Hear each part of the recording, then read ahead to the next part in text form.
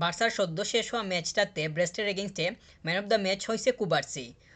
Cubarsi এর playing style কিংবা তার বল কন্ট্রোলিং, স্পেস ক্রিয়েট করে নেওয়ার যে ক্যাপাবিলিটিটা, সেইটা খুবই স্ট্রং। গত ম্যাচটাতে সেটা খুব ভালোভাবেই ফুটে উঠছিল। তো গত ম্যাচটাতে সেটা মানে খুব ভালোভাবেই মানে দেখা গেছে। সে যে তার সামনে, অর্থাৎ তার সামনে তো মিডল আছে, মিডলের সাথে যে তার কন্টাক্টটা সেটা কিন্তু খুবই মানে ক্লিয়ার ছিল গতকালকের ম্যাচটাতে। আর সে গতকালকের ম্যাচটাতে অনেকটাই ওয়াইড হয়ে খেলারও ট্রাই করছে। আবার সে সামনের দিকেও ঝুঁকার যে চেষ্টাটা, সেটা তার মাঝে ছিল।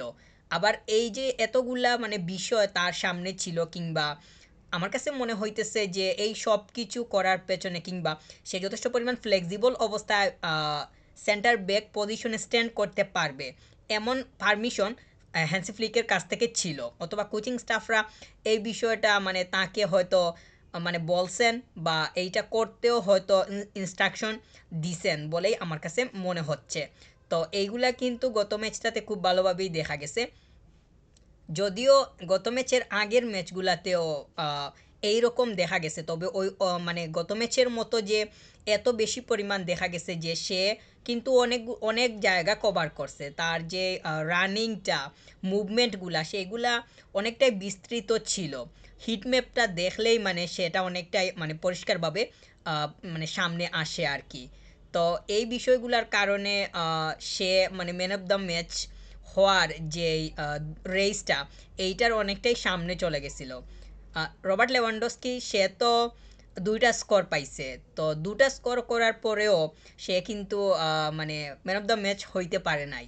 তো এই জায়গাতে একজন সেন্টার ব্যাক মানে সেন্টার ব্যাক হয়েও ওয়েফা চ্যাম্পিয়ন্স লিগের মতো স্টেজে এসে মানে যেই টিমে মানে দুইটা স্কোর করার মতো স্কোরার আছে, থাকে পেছনে ফেলে মানে ম্যান অফ দ্য ম্যাচটা মানে হাতিয়ে নেওয়াটা, এইটা আসলে মানে একটু মানে অবাক করার মতো বিষয় বলেই মনে করতেছি। তবে তার খেলাটা গতকালকের ম্যাচটাতে আপনারা যারা দেখছেন, আপনারা নিশ্চয়ই মানে বুঝতে পারার কথা যে তার এটা ডেজার্ভিং ছিল। তো মানে ম্যান অফ দ্য মানে তাকে তো এমবিপি অ্যাওয়ার্ডটা তো এমনিতেই দেয়া হইতেছে না, তার যেই কোয়ালিটিটা গত ম্যাচটাতে যেই রকম শো হইছে, সেইটা খুবই অথেন্টিক ছিল। তার সাথে অন্যদের যেই মানে যুগসূত্রটা, বিশেষ করে যদি কুন্দের সাথে বলি, আর তার তো বেশি আন্ডারস্ট্যান্ডিংটা হইতেছে তার পার্টনার ইনিগো মার্তিনেজের সাথে, এগুলা খুবই ক্লিয়ার ছিল। তাছাড়া সে যে কোনো ধরনের ভুল করছে সেটারও তো দেখা মানে পাওয়া যায়নি। সে যে মিসপাস করছে সেটাও তো খুব সম্ভবত মানে কোনো মিসপাসও হয়নি, যথেষ্ট পরিমাণ পাস খেলছে। তার পাসগুলো আবার সামনের দিকেও ছিল। মানে সে ব্যাক পাস করছে সেটা দেখা গেছে, ডাইরেক্টলি একদম ইনাকি পেইনার কাছে পাঠিয়ে দিছে বল, এটা কয়েকবার হয়েছে। তো একজন সেন্টার ব্যাক হিসাবে এই ধরনের খেলা এটা সাধারণ, কারণ সেন্টার ব্যাক তো সবসময় সামনের দিকে বলটা মানে ঠেলতে পারবে না। তার তো খেলাটাকে একটু একটু গুছিয়ে নিতে, কিংবা একটু ওয়াইডলি মেলে ধরতেও তো গোলকিপারকে ব্যবহার করতে হবে। সেই জন্য মানে তার মানে গোলকিপারের কাছে বল পাঠানোর যেই মানে হিসাবটা, সেইটাও গত ম্যাচে ছিল। তবে এইগুলা কিন্তু খুবই ক্লিনিক্যাল ছিল। তার যে মানে ব্যাক সাইডের দিকে বলটা মানে ঠেলে দেয়া, আবার সামনের দিকে পাঠানো, এই সব কিছুই যথেষ্ট পরিমাণ পরিষ্কার অবস্থায় মানে গত ম্যাচটা থাকার কারণে তার মানে সেরা খেলোয়াড় হওয়াটা ম্যাচের মধ্যে, এইটা অনেকটাই তার আয়ত্তে এমনিতেই চলে আসে। তাছাড়া মানে তার ডিফেন্ডিং তো পরিষ্কার ছিল। অ্যাটাকাররা, অর্থাৎ অপোনেন্টের অ্যাটাকাররা যে তাকে মানে পাশ কেটে কিংবা তাকে কাট করে কিংবা ড্রিবল করে যে মানে সাকসেস হয়েছে, সেটারও দেখা পাওয়া যায়নি। সে তার জায়গাতে যথেষ্ট পরিমাণ সলিডিটিটা শো করছে, যেইটা অবশ্যই মানে প্রত্যাশিত ছিল। তবে সে তো এত এক্সপেরিয়েন্সড না, এত না কোনো, তো তেমন তো কোনো তার এক্সপেরিয়েন্সই নাই। তবুও সে চ্যাম্পিয়ন্স লিগের মতো স্টেজে এসে এইরকম পারফরমেন্স করছে, এইটা অবশ্যই অ্যাপ্রিসিয়েট করতেই হয়। আর অপোনেন্টের অ্যাটাকাররা, তাদেরকে দেখে যতটুকু মনে হয়েছে যে তাদের যথেষ্ট পরিমাণ এজ আছে, তাদের যথেষ্ট পরিমাণ খেলার অভিজ্ঞতা আছে বলেই মনে করতেছি। তো তারা তারা তো মানে খেলারই সুযোগ পায় নাই, কিংবা অ্যাটাকাররা যে নিজেদেরকে ওইভাবে সেটেল করতে পারছিল মাঠের মধ্যে, সেটাও হয়নি অবশ্য। বার্সা মিড অনেকটাই মানে সচেতন ছিল এই দিকটা, যে অপোনেন্ট যাতে কোনোভাবে এই জায়গাতে মানে হাত দিতে না পারে কিংবা আয়ত্তে নিতে না পারে। তো এই বিষয়টার কারণে বার্সার ডিফেন্স আরও বেশি নিশ্চিন্তে থাকতে পারছিল। তো যে কয়টা বল গেছে কিংবা যে কয়টা অ্যাটাক ফেস করা লাগছিল মানে ডিফেন্ডারদেরকে, তো ওই অ্যাটাকগুলা যথেষ্ট পরিমাণ মানে সচেতনতার সহিত মানে ঠেকিয়ে দিতে দেখা গেছে। আর কুবার্সি তার জায়গাতে একদম একদম সে ক্লিয়ারই ছিল, কোনো ধরনের তো সে কোনো ভুলই করে নাই।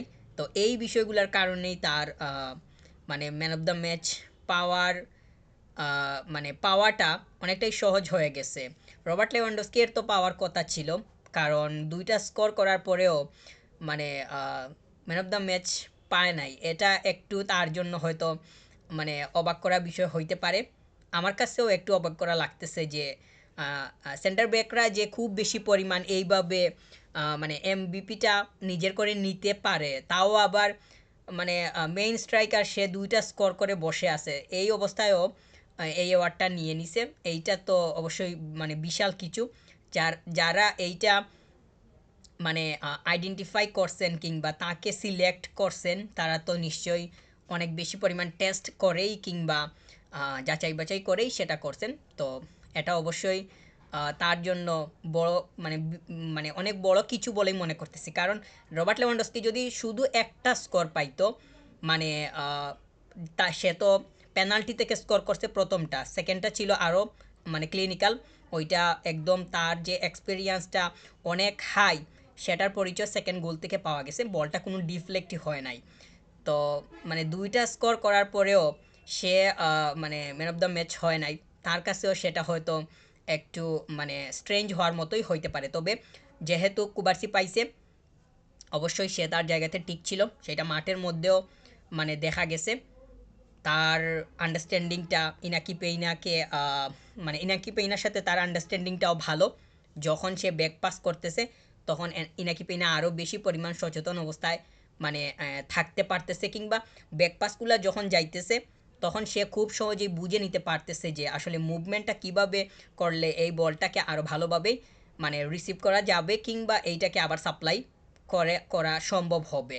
তো এই বিষয়গুলা মানে খুবই পরিষ্কার। কুবার্সি তার জায়গাতে এই সিজনে ওভারঅল ঠিকঠাক অবস্থানেই আছে। সে যথেষ্ট পরিমাণ ডেডিকেটেড, সেটা মাঠের মধ্যে দেখাই যায়। সে ইনজুর্ড হয়েছিল, যদিও ওইটা ইনজুর্ড না, হালকা হালকা হলেও মানে ইনজুর্ড মানে একটু তো মানে পেইন পাওয়ার মতো, তো সেটাকে ইনজুরি হিসাবেই ধরা যায়। এটার মধ্য দিয়েও সে পরবর্তী ম্যাচটা খেলার আগ্রহ প্রকাশ করছিল, যেটা প্রেস কনফারেন্সে হ্যান্সি ফ্লিক পরিষ্কার করছিলেন কিংবা বলছিলেন। তো অবশ্যই সে অনেক অনেক পরিমাণ মানে অনেক বেশি পরিমাণ উৎসাহিত থাকে ম্যাচে খেলার জন্য। গত ম্যাচটাতে সে একদম নিজের এনার্জি এর মানে যদি বলি একদম 95%ই সে ইউজ করতে পারছে ঠিকঠাক মতো, যেগুলা মানে সামনের দিকে হোল্ড করতে পারা তার জন্য খুবই দরকার হবে, যেটা বার্সাকে আরও বেশি হেল্প করবে। সে যদি সে যদি ঠিকঠাক অবস্থানে তার জায়গাটা মানে এইভাবে রান করতে থাকে, তাহলে তার জায়গাটা তো এমনিতেই পাক্কা হবে, সেইটা তো মানে বলার অপেক্ষা রাখে না। আর এই জায়গাটা ঠিকঠাক মতো স্ট্যান্ড মানে করা গেলে দেখা যাবে যে এই জায়গাটা অন্ততপক্ষে মানে ম্যাচের আগে হলেও কিছুটা নিশ্চিতভাবে বলা যাবে যে এই পজিশনটা ঠিকঠাক মতো মানে ওয়ার্কআউট হওয়ার সম্ভাবনা থাকবে। তো এইগুলা বার্সাকে মানে ম্যাচের আগে অনেক বেশি স্বস্তি দেওয়ার মানে সম্ভাবনা তৈরি করবে বলে মনে করতেছি।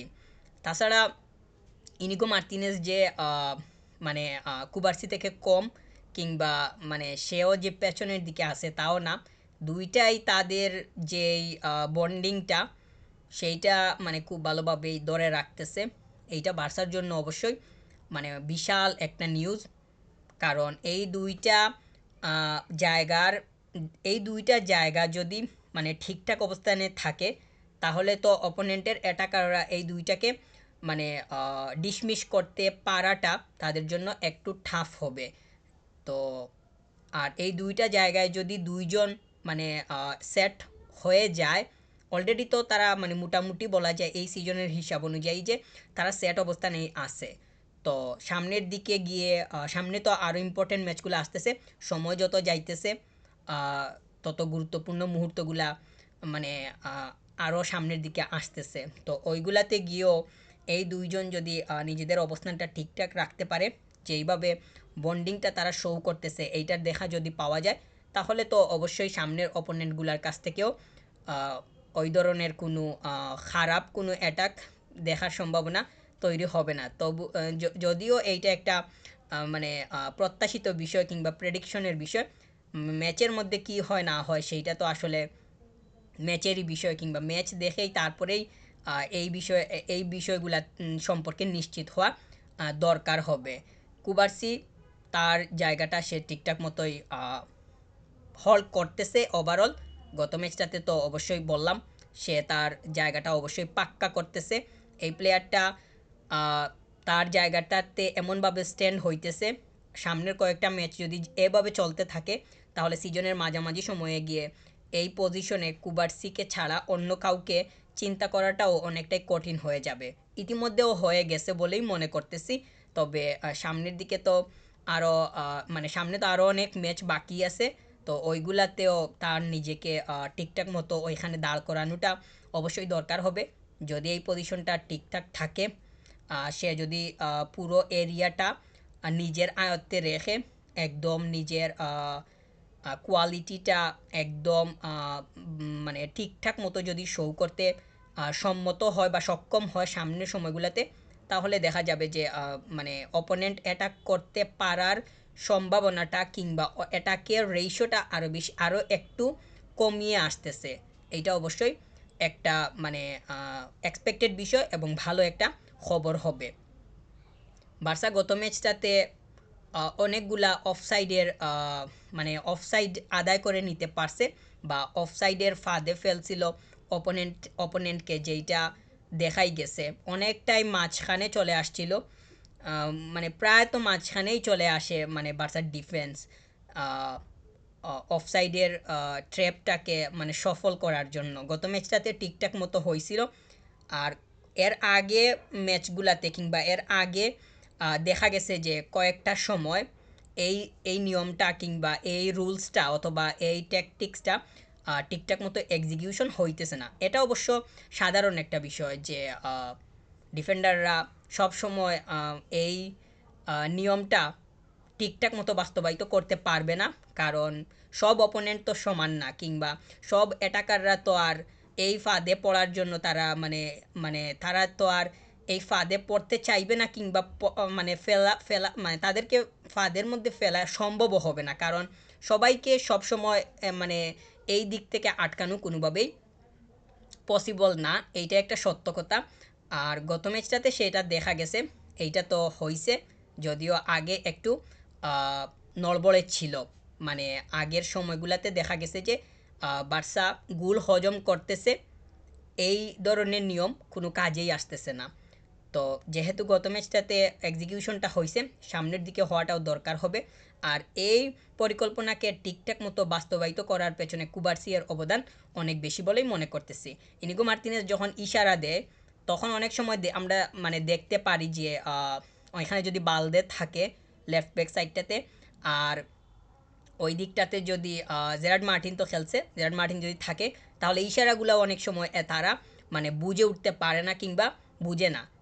কিন্তু কুবার্সিকে কোনো ইশারাই দেয়া লাগে না, সে এমনিতেই বুঝতে পারে। তো এই জায়গাতেও তার পটেনশিয়ালিটিটা খুব ভালোভাবেই দেখা যায়। গত ম্যাচটাতেও সেটা খুব ভালোভাবেই ফুটে উঠছিল। তো ওভারঅল কুবার্সি সে গত ম্যাচটাতে দারুণ অবস্থায় আছে। সামনের সময়গুলোতে অবশ্যই তার কাছ থেকে বিগত ম্যাচের মতো এই ধরনটা খেলার স্টাইলটা, তার বল প্লেয়িংও ভালো, তাকে অনেক সময় লং পাস করতেও দেখা যায়। যদিও ইনিগো মার্তিনেজের কাছ থেকে এই ধরনের বল কিংবা ডায়াগোনালগুলা খুবই ভালোভাবে ফুটে ওঠে, তবে কুবার্সিও কিন্তু কম না, তা মানে এই দিক থেকে তার কাছ থেকেও সেইটা মানে দেখা যায়। এইটা অবশ্য ভালো একটা টিমের ডিফেন্ডাররা যখন সঠিকভাবে সঠিক উপায়ে মানে পেছন থেকে বলগুলা লং বলগুলা উপরের দিকে সুন্দরভাবে ঠেলে দিতে পারে, তখন দেখা যায় যে ওইখানে মিডফিল্ডকে আর এত বেশি পরিমাণ মানে কাজ করা লাগতেছে না, বা এই দিকটা নিয়ে অন্তত পক্ষে এত বেশি পরিমাণ টেনশন করা লাগতেছে না। তো এইটা কিন্তু একটা মানে ভালো উপাদান টিমের। সেইটা যদি তবে এই উপাদানটা ঠিকঠাক মতো প্রতিষ্ঠা করতে চাওয়া হলে এটার ধারাবাহিকতা দরকার। যদি ডিফেন্ডাররা এইটা ঠিকঠাক মতো মানে চালিয়ে নিতে পারে, তাহলে অবশ্যই বলা যাবে যে এইটা ঠিকঠাক মতো মানে কাজ করতেছে এবং এখান থেকে ভালো ফলাফল আসতেছে। তো কুবার্সি সে আহ, গত ম্যাচটা ম্যান অফ দ্য ম্যাচ হয়েছে। আমার কাছে মনে হচ্ছে যে সে ডিজার্ভিংই ছিল, তার এটা পাওয়া দরকারই ছিল এবং সে সেটা পাইছে।